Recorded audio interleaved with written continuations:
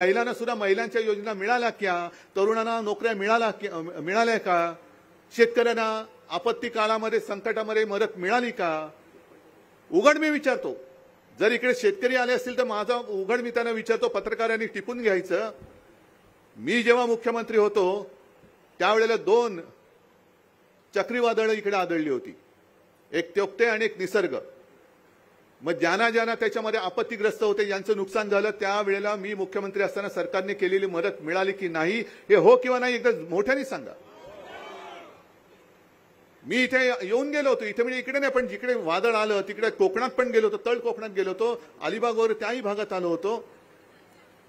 आणि जे केंद्राचे निकष आहेत त्याच्या पलीकडे जाऊन आपल्या सरकारने मदत केली होती.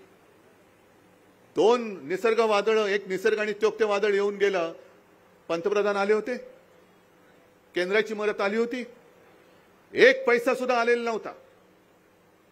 मला तुम्हाला हे जे सांगायचं ते हेच आहे की संकट आल्यानंतर पंतप्रधान इकडे फिरकले नाहीत, अजिबात फिरकले नाहीत.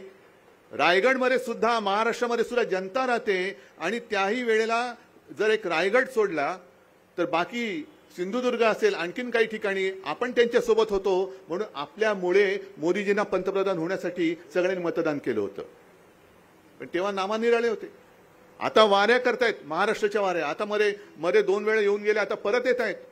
साताऱ्याला जात आहेत, मग शिवनेरीला जातील, मग पोहरादेवीला जातील, पेणमध्ये येऊन जातील.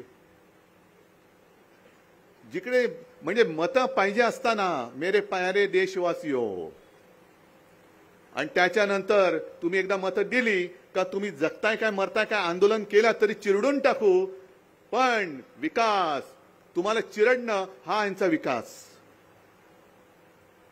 आता गेल्या आठवड्यामध्ये राम मंदिर झालं, आनंदाची गोष्ट आहे, मला पण अभिमान आहे, आनंद आहे. राम मंदिर तिकडे अयोध्येत व्हायला पाहिजेच होतं, कारण त्याच्यामध्ये शिवसेनेचं, शिवसेना प्रमुखाचं सुद्धा मोलाचं योगदान आहे. मी काय तुम्हाला सांगण्याची गरज नाही. मी आमंत्रण येईल, आमंत्रण येणार नाही, त्याच्यापेक्षा आनंद व्यक्त करायला मी नाशिकला गेलो होतो आणि काळाराम मंदिराची मी आरती केली, गोदावरी तीरावरती मी आरती केली. कारण काळाराम मंदिराचा सुद्धा एक वेगळा इतिहास आहे, तुम्हाला कल्पना आहे. जसं इकडे या रायगडमध्ये महाडच्या 14 तळ्याचा एक सत्याग्रह झाला होता, तसा काळाराम मंदिरामध्ये डॉक्टर बाबासाहेब आंबेडकरांनी सत्याग्रह केला होता. आणि त्यांचं हेच जे म्हणणं होतं तेच आमचं सुद्धा आहे की हा जो राम आहे हा काही तुमची खाजगी प्रॉपर्टी नाही, तो राम माझा सुद्धा आहे. हे जे आंबेडकरांनी सांगितलं तेच मी भाजपला सांगतोय. हा राम तुमच्या मोदींची प्रॉपर्टी नाही, हा राम ह्या देशातल्या तमाम करोडो राम भक्तांचा सुद्धा आहे.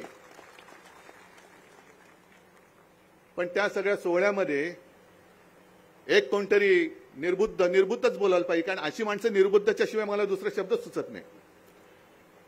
माझं काय म्हणणं आहे की कोणी कोणाला काय मानायचा याचा त्याचा प्रश्न आहे. कोणी कोणाला देव मानत असेल हो तो तुझा आणि त्याचा प्रश्न आहे, मी नाही त्याच्यामध्ये येऊ शकत, येऊ इच्छितच नाहीये. पण जर कोणी मोदींना देव मानत असतील माना, माझं काही म्हणणं नाही.